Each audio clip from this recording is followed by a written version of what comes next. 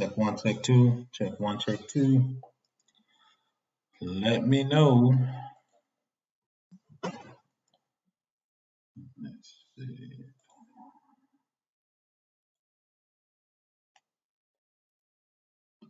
Check one, check two. Okay, I'll see you on there. Send me my webcam. Work with that.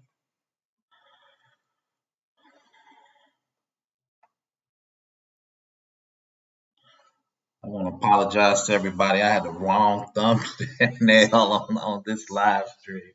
We're talking about it. You see the slideshow. We're going to talk about the Federal Cybersecurity report card again. And we're going to talk about some things that actually fix it. So this introduction to cybersecurity and the Security Plus stuff will be Sunday at 3.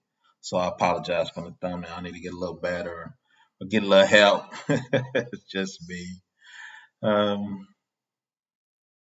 I just decided to just kind of go through some slides and just kind of talk about from security analyst, what would I do to actually fix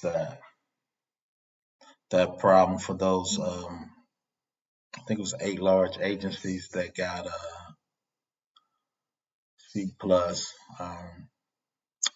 Most of the agencies actually got a D, and we'll go through those at the beginning, and we're going to go through those shortly. Like I said, I'm just going to wait one more minute and just kind of follow through and start on it and give going with it. Happy Thursday, everybody. Just trying to get motivated. I'm just going to go live. Whoever follows in, follows in. What's up, B-Dub? I changed the thumbnail on the live stream. We're going to talk about, you sit on there, the large agency that actually got D's from the cybersecurity review. So that's what we're going to go over. And I'm going to talk about ways to fix it. I did a video talking about it, and I'm going to do from a security analyst, CISO, CIO perspective. What would I do to fix that? So I'm going to start here shortly. Let me know if you got any questions, B-Dub, or you got any statements. Just let me know. Like I said, we going to start shortly.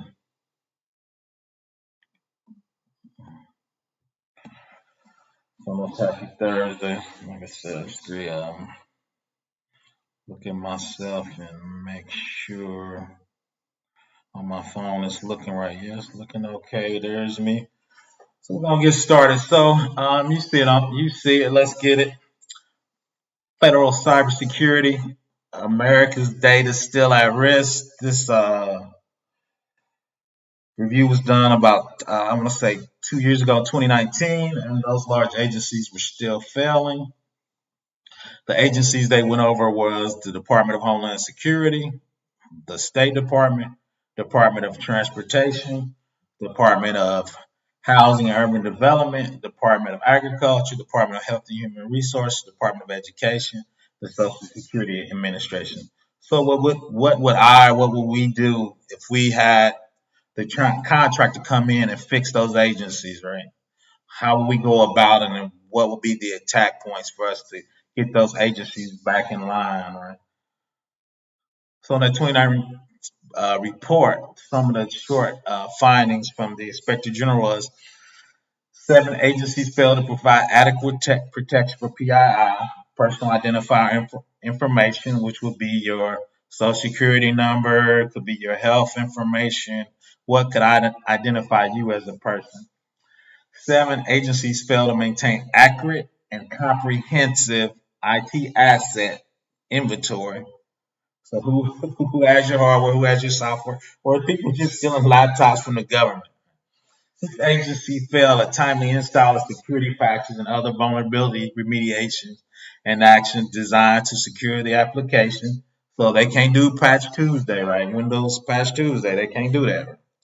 All agencies use legacy systems or applications that no longer supported by the vendor with security updates, resulting in cyber vulnerabilities for the system or application, which is Normal for large companies, they buy these applications. There's still a ton of COBOL out there, Power Builder, whatever you want to name. There's still a lot of old, especially the government packages, applications that are still running. Right. So here's what some of the grades that were given to some of these departments. Agriculture got a C, commerce got a C, education got a C, energy got a C, health and hospital got a C, Department of Homeland Security, which was responsible for all of this and the checking and make sure they just got a B. They should definitely be A plus, right? So those, you see a lot of C's and a lot of D's. These are large government organizations with a ton of money. So why are they getting these low grades? Right? So those out of the you have one B. In cybersecurity, if you ain't got at least a B plus, you're gonna get hacked, right? So what can we do? What would I do? What would we do to help the organization? Here's some of the interdependent agencies right there. Um, Works with in between those. EPA got a C, GSA got a B. It's a few more B's, right? SSA, OPM got a D, right? OPM got me hacked. Those are the people that do background checks for the government. So I was actually act in that hack that OPM got. But once again, there's no age. So nobody in the government that we've seen, I'm sure there's a few people get A, but the largest agencies in the government are not getting an A, right? So we are failing. We're failing in that, right? So that's what we're going to talk about from cybersecurity and how will we attack it. So actually, this was actually a question I saw on LinkedIn. Where should the CIO, I'm sorry, where would the CISO of an organization, Chief Information Security Officer, where should the Chief Information Security Officer report to? All right, especially if your organization is getting a D. Right, so let's start at the top. Board of Directors, Department of Homeland, which is the board of directors for the government, because they set the security posture for all the other organizations. That goes to the Department of Homeland Security. So from those two things, you want to have strategic cyber planning for cybersecurity. What does that mean? How are we going to handle cybersecurity? How are we going to interact with cybersecurity? What compliance should our company or our agency report to? FISMA, HIPAA, OSHA, EPA. All right. So what is our company's primary compliance check for cybersecurity? All right. Then at that level, right, funding, and once again, what compliance?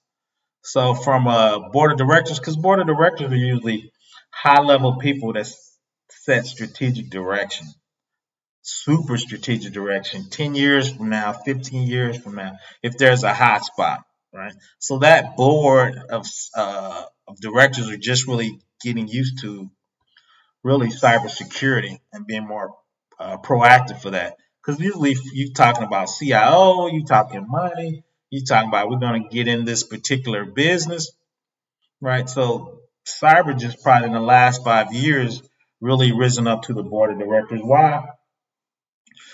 Equifax got hacked. Their stock price dropped in half, right? So now we're thinking about it at it from a strategic level, right? So let's look at some reporting structures for CISOs. Chime in if you're in the box. Where do y'all think the CISO should report? So this is the standard slideshow over there. The CISO at the bottom reports to the CIO. The CIO reports to the CEO. The board of directors tells the CEO what's okay. Then you have an audit committee, usually from the board of directors, because the board exposure interaction with security doesn't get buried, right? So the audit committee would probably most likely start bringing up security events.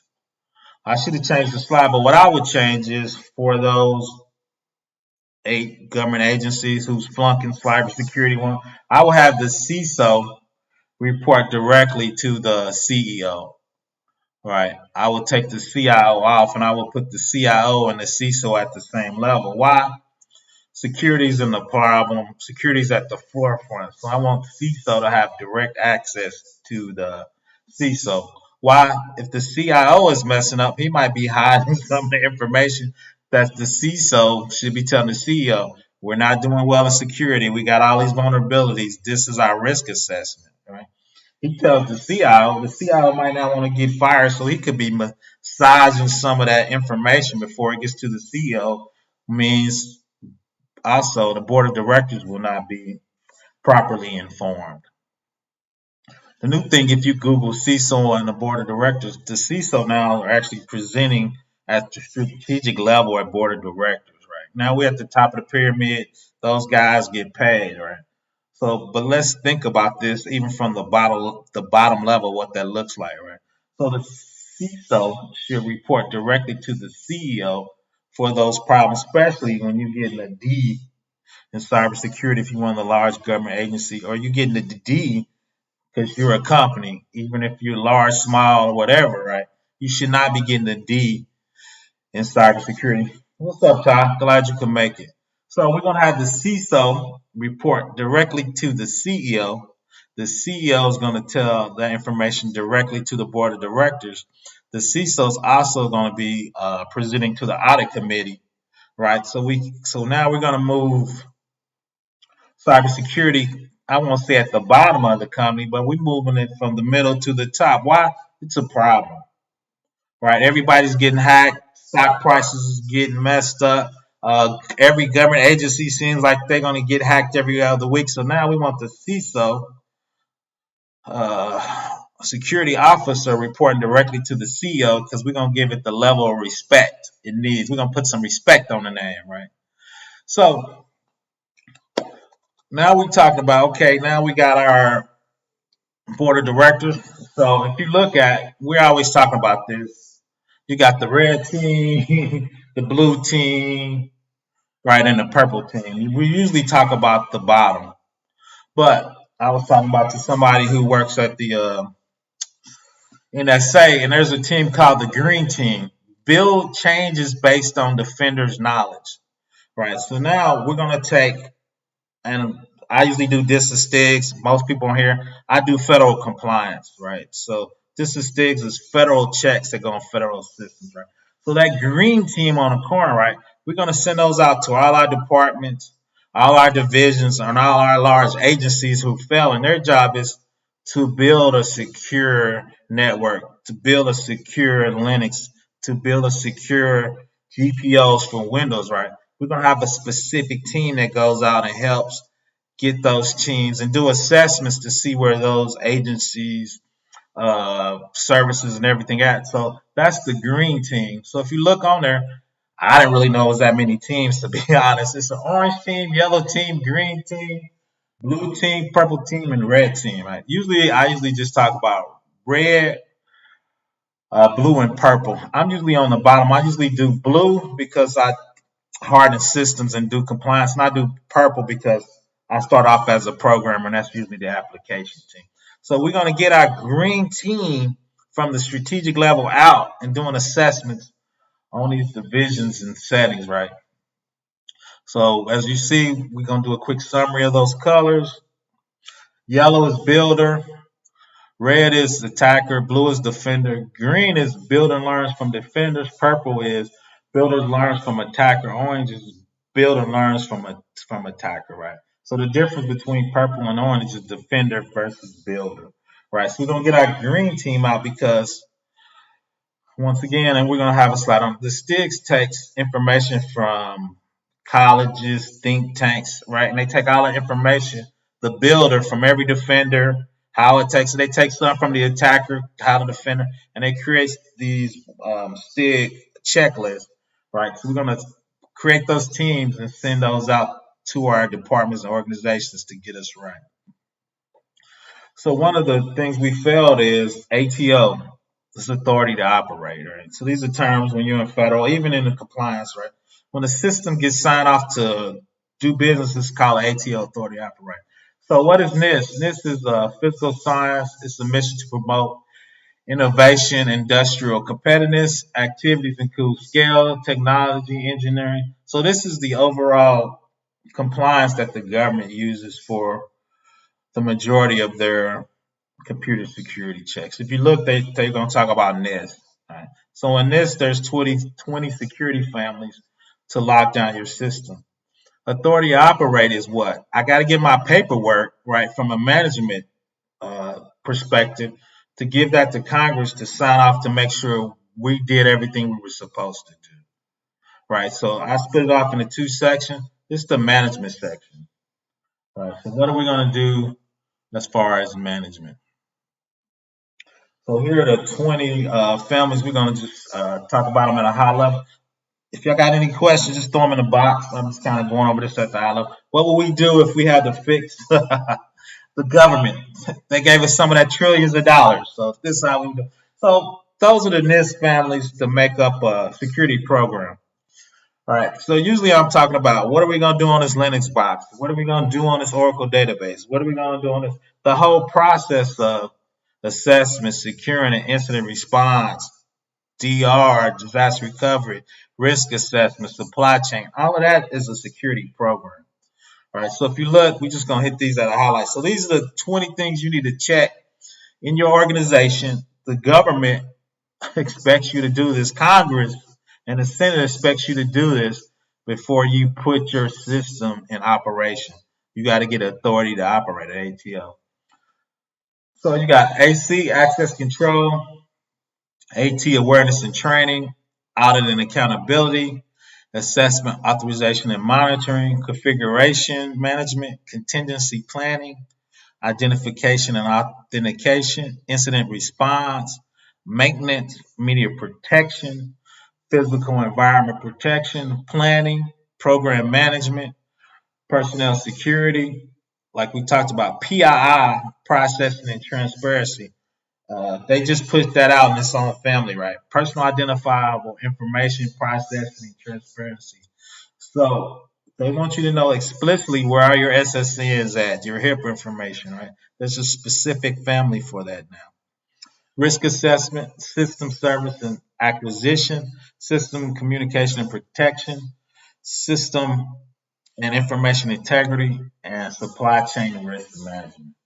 So when you do security at a big company level, private company, a program level, when you go up to the top of the pyramid of what management's looking for and what you got to do to sign off on authority to operate, these are the 20 families your security checks would roll up to.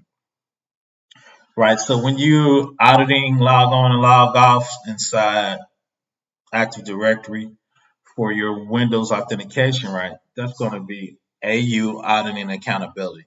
So when you put that specific check, when it rolls up for us to give our paperwork, is that check's going to roll up to auditing accountability. So when we do our incident response checks to make sure we know what to do when we're hacked, and we got our list, we got our disaster recovery, we got we can work from home off site if we have a DR, right? All that's going to be under IR incident response. So all those checks you do on those boxes, they roll up to one of these families. And if you look, and we're just going to hit it at a high level, each one of those families get broke down into another, I want to say 10 to 15 checks depending on the family. All right, this is at a high level. So when you talk about how do you secure a system, NIST is at the top, and you roll down, you keep rolling down in those families till the rubber meets the road. All right, so at the top for AC, you got policies and procedures, account management. Account management is broken down into automated system accounts, temporary emergencies account, disabled accounts, or automated audit action. So automated accounts is if you don't log in 60 days, the automated account's gonna what? It's gonna lock you out. Right? You haven't logged in system days, we got our scripts running in the back, we're gonna lock you out. After 90 days, right, we're actually gonna export your schema, export your user with all your elements. We're gonna zip them up, and we're actually gonna delete that users after 90 days, right? All that's automated. It's automated system account management, AC1. Right? Automated temporary and emergency accounts. We like our elevated privilege SAs and DBAs. They check their accounts out, use them temporarily, do what they need to do, check those accounts back in, and they get dropped from that person, right? All that's automatic. So each one of those checks, inactivity logout. So each one of those sub checks drills down, and that's kind of what you mean when you talk about a cybersecurity program, and we do those individual checks. So when you do a small system, you're going to have probably 3,000 checks. So as a security analyst, I don't do those checks. I make sure those checks get done, right? I work with the SA, the DBA, the Windows SA, web admin, the application server, being an Apache or IIS, right? Windows SAs, the Linux SAs, the Cisco guys.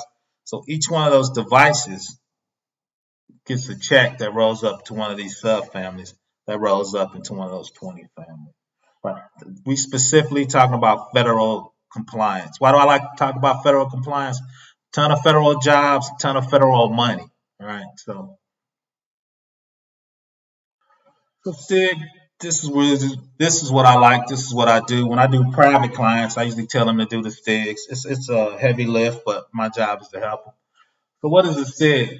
A STIG is a configuration standard consisting of a cybersecurity requirement for a specific product. The use of STIG enables a methodology for securing protocols within network servers, computer logical design enhancements. These guides, when implemented, enhance security for software, hardware, physical, and logical architecture and further reduce vulnerability.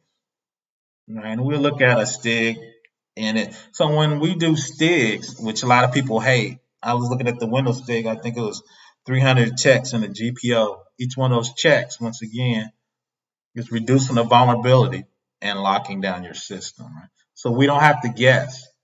I always ask young guys, if I tell you to lock down a Linux box, tell you to lock down a Windows box, what does that mean to you?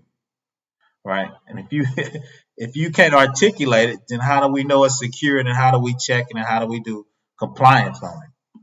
Right. So that's why I'm a STIG guy and been doing the STIGs for probably 20 years. So we can look at a quick STIG. I think I actually got the where this from. Oh, this is actually from a container.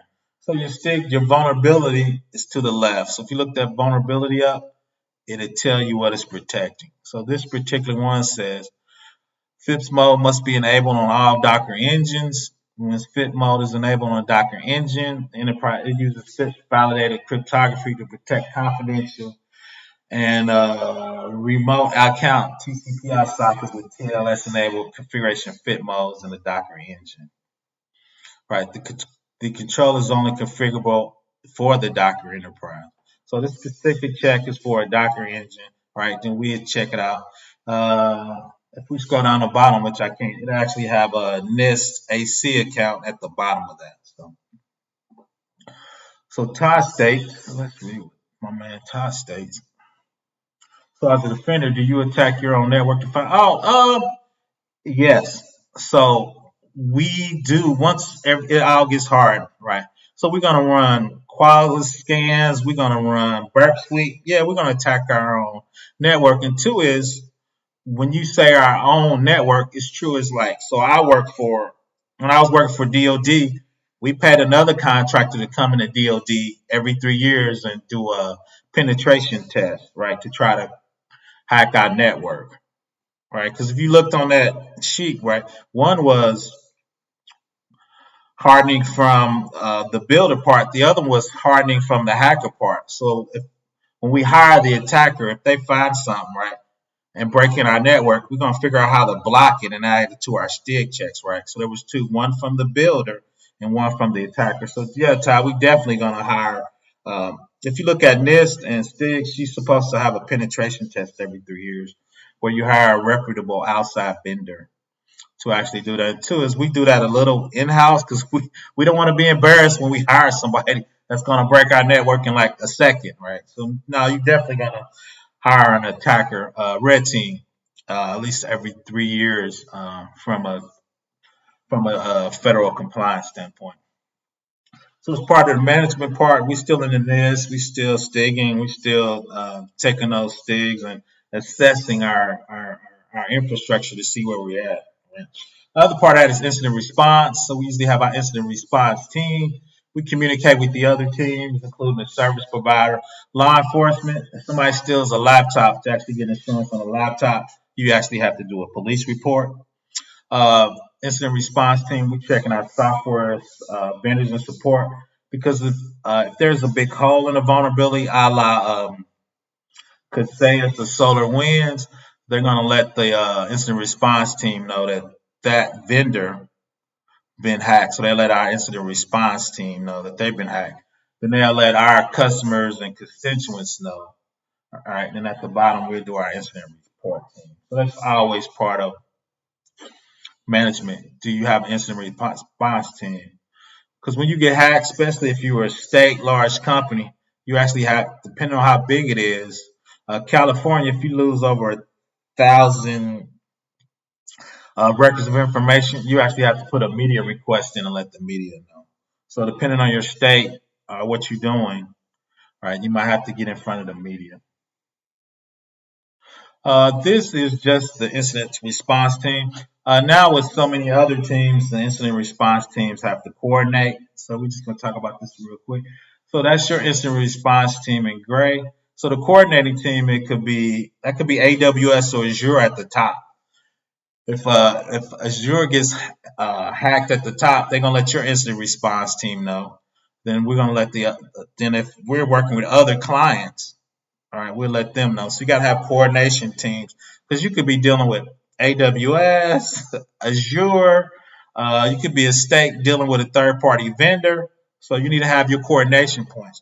So the reason I put that kind of outside is a lot of people don't figure that out until they get hacked, right? You need to figure out that up front. If we get hacked, what state agency I know?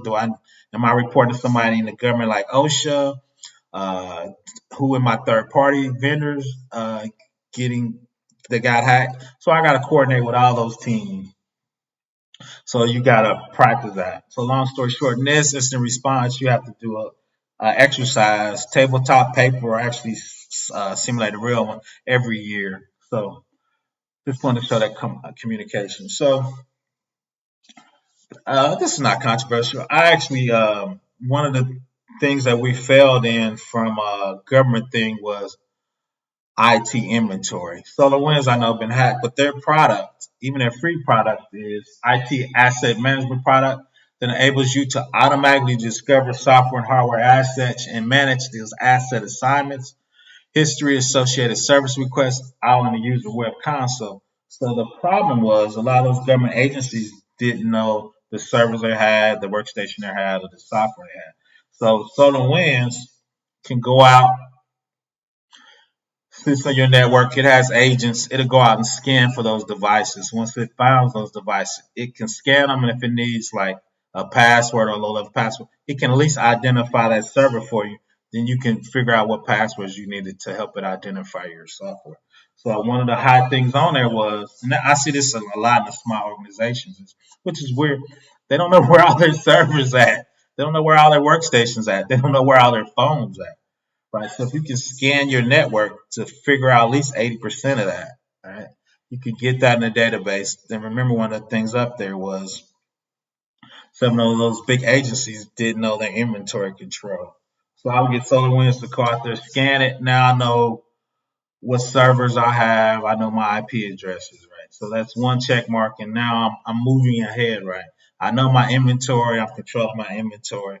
And two is now I know what operating system, what version, and is that vulnerable, right? Because that's one of the big deals in there with security patching. So this one is, we've been doing a few things with Azure. Part of the Azure package is PI classification, better protect your system information anytime, anywhere. Control and help secure email, documents, sensitive data, and you share outside the company.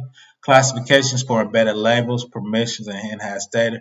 Protection no matter where it's stored. So you can actually do this on-prem. Right. So now the second part is it's going to go out there and look inside your flat files and your data and says, does it have SSN? Does that look like health information? Does those look like credit cards? Right. It's not 100%. You're going to have some false positives.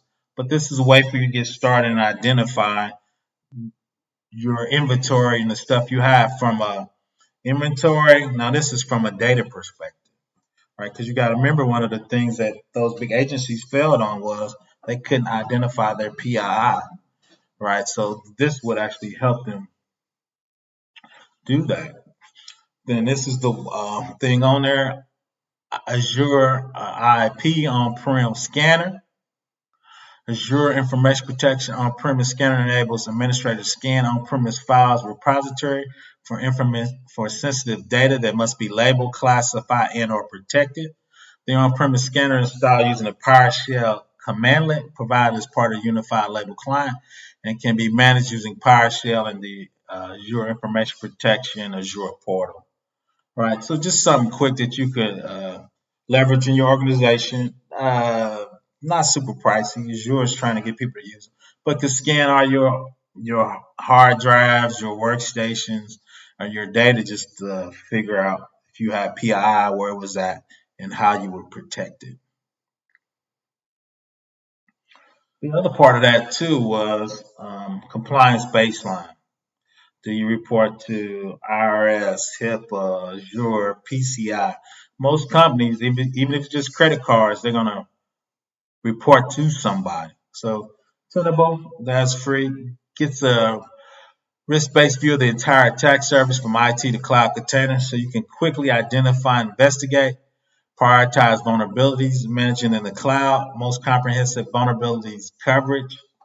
See, it's that vulnerability management on-prem or in the cloud. So what it does is once we identify the servers, identify what's going on, this is going to scan and tell you what vulnerability at or give them a grade, right? So if you're doing CIS checks, it's going to say if it's high, medium, or low, or where you at, right? So part of that cyber issue is they didn't understand their inventory, they didn't understand their compliance, and they didn't understand their risk, right? All you need all that to get an ATO, the authority to operate. So this tool is going to show you the baseline of where all those servers are at and tell you what you need to fix and give those a letter grade. Then once you figure out the letter grade of that, once again, that's going to tell you your risk. The PII scan is going to tell you where all the most important data is at. So now I know the risk of that server. Now I know if it has PII on it, right?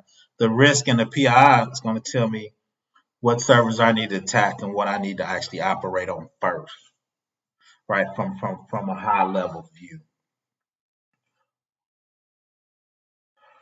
So that baseline score, and here's I just took a quick picture of the dashboard, which is pretty good.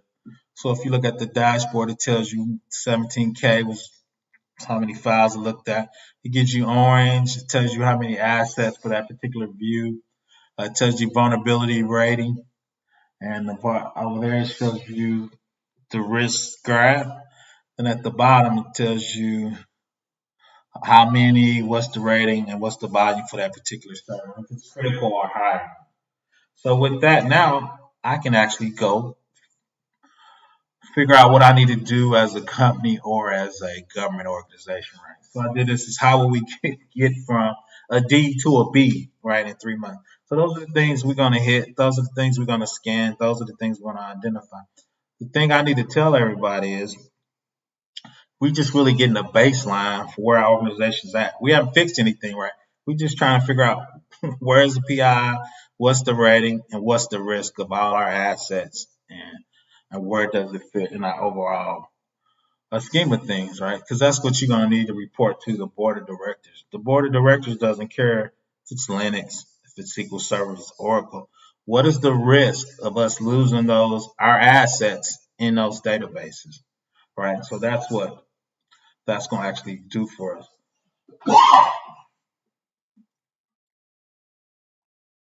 And some other quick wins. When you talk about web servers and workstations, right? We're going to put BitLocker. It's actually going to encrypt the disk. So from a compliance check, we want to make sure all data on all disk are encryption with FIPS 140-2. We get the checkbox, right, from a high level perspective. So we're just kind of going through and checking off the boxes of those things that those agencies need to fix. Here is our networking. Usually part of a network, when you get a C minus or especially D, you're probably on a flat network, right? You probably have no segmentation.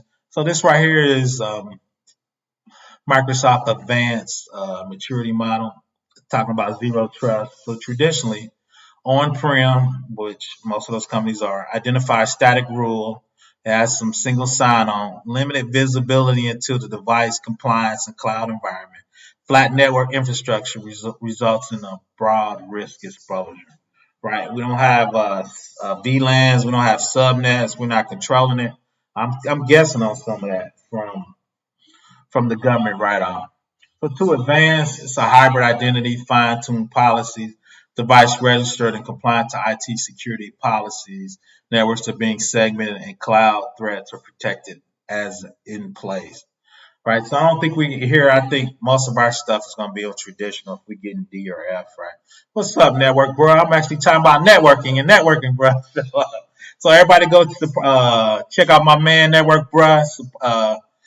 Subscribe to his channel. I'm always throwing some stigs out there. So the government got a D grade for cybersecurity, and a lot of that's going to come from the networking. It's probably going to be a flat network. We're probably not controlling the network. We're probably like not logging anything from the network, right? So that's why you need to go check out Network, bruh. We're talking about network segmentations, SSL, locking stuff down. So that part from the D plus. So let's talk about a standard three-tier architecture. That's what most companies doing.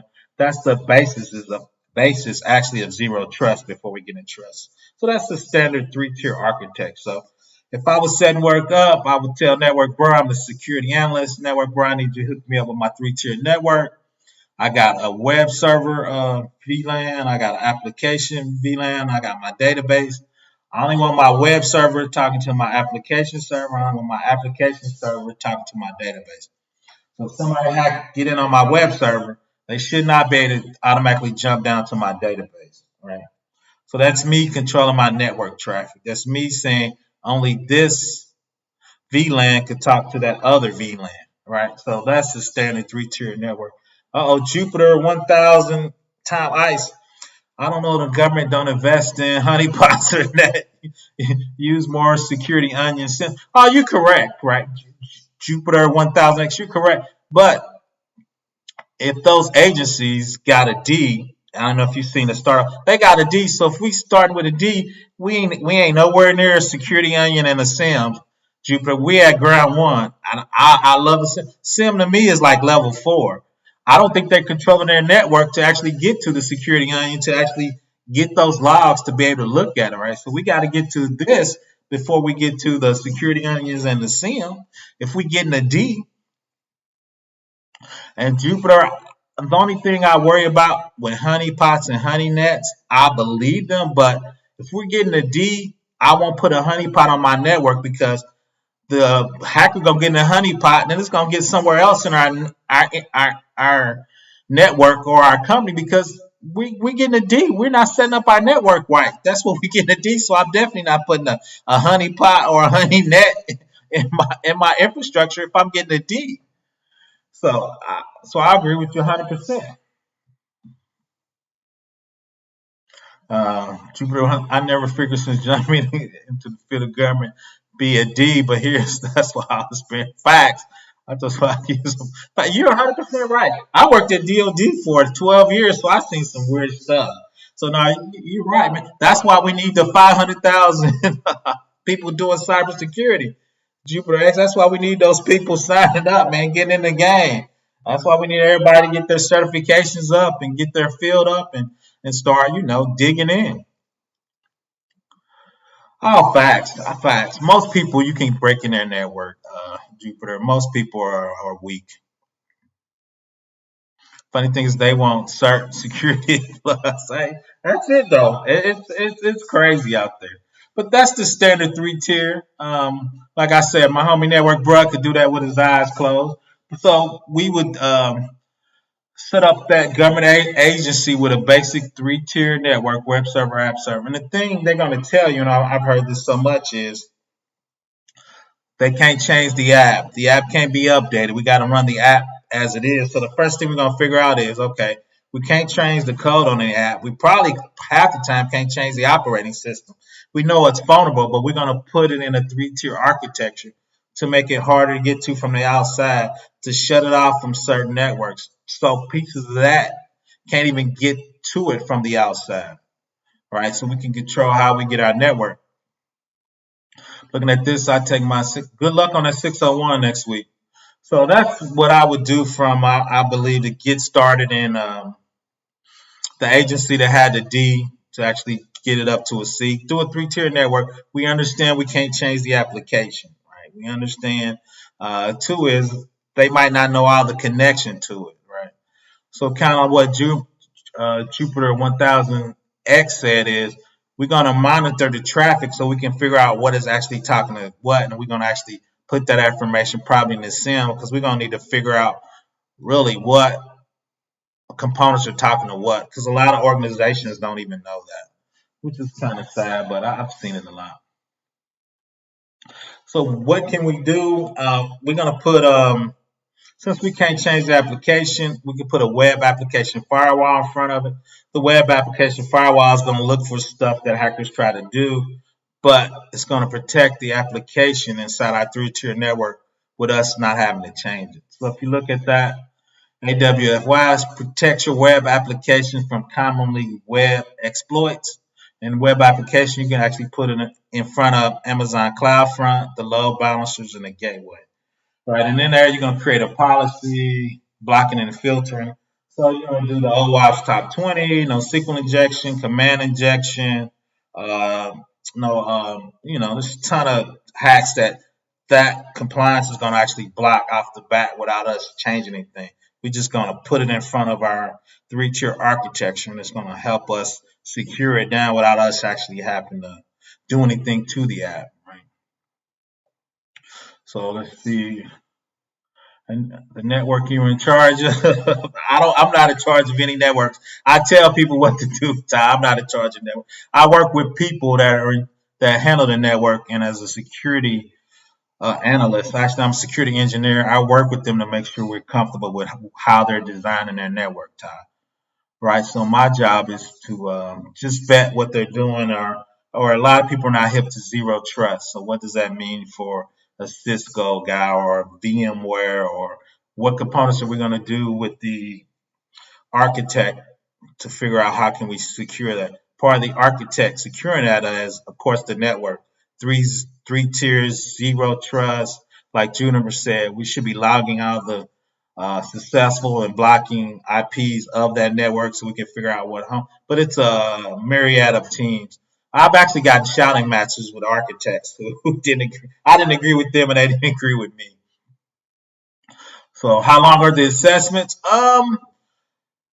For a mid-sized company, if you got a good team, the assessments are short because you're not fixing anything. You're just reporting. So assessment usually can be done in 2 to 3 weeks. You come in, scan it, look for any inventory that they're missing, make sure they're doing their compliance right. Because from assessment standpoint, you're not fixing, you're telling them what grade they got and what's wrong with their setup. So the assessment should usually go quick. So once again, on that web application firewall, we just put it in front of our network, right? Design. It lets you create rules of filters from web traffic based on conditions that include IP address, HTTP headers, bodies, custom URIs. It gives you an additional layer of protection with web attacks that attempt to exploit vulnerabilities in custom or third-party web applications. The AWS WAF allows you to create a centralized set of rules that you can deploy across multiple websites. So once again, we're just trying to get a quick fix, a quick win, so we can check the box so Congress is not going to come in and fire everybody in this industry. Right? So we're talking about, so we put this in front of our network. We're going to kill a couple thousand attacks, couple thousand vulnerabilities. Right? And those are things we would tell Congress why we shouldn't have a D, why we should be moving closer to a B. Right? So you got to remember, the main thing is we ain't really changed the app yet. These are things like Juniper said, from a security onion, we put multiple protections around all our devices, our classifications of data, right? It's multiple layers of that we're protecting. And so that's it from an AWS architectural standpoint from this diagram. So if you see, once again, got the elastic load balancing right up front. We got the WAF, Web Application Firewall. Then the first thing it rolls to is the Web App Server. So we're going to put that WAF in front, get all that protection, hopefully knock all the script kiddies and the low-level attackers out the game. Then we can start moving forward and get our grade up, hopefully from a C to a C plus at least, right? What's up, Helmet? Glad you can make it. So from a database perspective, you got your Social Security, your HIPAA, whatever, OSHA, where we keeping a super secret nuclear power plants, right? So part of the database people don't realize is if you save stuff and it clear in a database, that database is actually on the disk. So if a hacker comes and VIs that disk or copies that disk block, it's just on the disk. If it's not encrypted, it's in the clear and the attacker can read it. So part of a database, if you look at Oracle, SQL Server, MySQL, Aurora, actually on AWS, they all have TDS, transparency data encryption. If you look at that, the data in there, you see the data inside the database. It has the key, so those data elements are encrypted. So if somebody came and stole the database or stole blocks of database, if they don't have that master key that's outside of the database, they cannot read that database. Well, snapshots and backups of a RAID or a savior. I'm talking about if they steal it, not if they crash, Jupiter. If they crash, you're right. We're good to go. Snapshots, especially Oracle, you got the redo logs. I'm talking about if somebody steal it.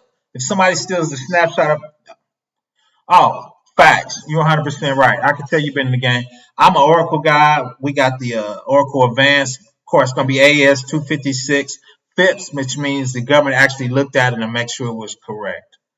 Jupiter. I've been in that federal space for 20 years. So you're 100% correct. Then two is a lot of times if we just have flat files, like we're sending check files across, or we sending even encrypted PDFs, right? We use PGP, so it's actually going to take that file on the disk and actually encrypt it. Right. It's one of the most popular encryption and decryption methods used today. It's used by banks, financial institutions, highly regulated industries. It was created in 1990 and is currently owned by Symantec. So even though those files are sitting out there, those checks are sitting out there, we actually want to use PGP once again and encrypt it with our private key, have our private key in a safe location, owned by one user with a ton of protections and permissions on. So if somebody stole their bank files of PGP, unless they got, once again, the private root key for that, they wouldn't be able to read those files. So once again, from a government D perspective, we put in easy to put in things to protect us, standard things low-hanging fruit. So hopefully we can get, if we were one of those agencies with a D, we can get up to a B really quickly. How many times do companies tabletop exercise? And how many times do companies do tabletop exercise and RDP ideas? For us, we try to do tabletop. Depending on the system, we rotate. We do a system. The first year, we do a tabletop. Second year, we'll do a rollover down to the DR site. Then hopefully the third year we'll do actually a full exercise and actually unplug that site to see if it actually a roll down the DR and roll back. But you're correct. From federal perspective, we try to do a tabletop on a system every 3 years, and we'll rotate those 3 type of tests hopefully inside of our program. I'm sure all those people with a D never did a tabletop exercise. So that shows you what the PGP looks like from a data flow perspective. You get the WAV file, they encrypt the public key, you encrypt it, you come back, they send it to you, you get the raw file, you get your private key, right? Then you get your raw file back out on the other side. So that's the flow of that. So when we send out check files, bank files, financial information to people, right?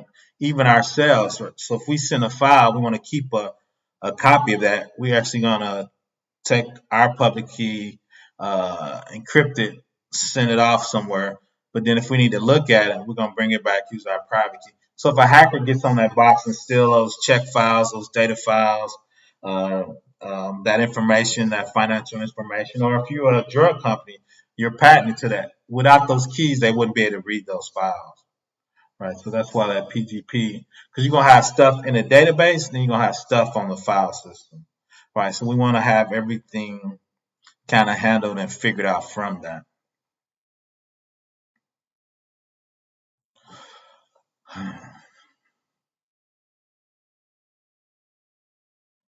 Facts. That's 100% right.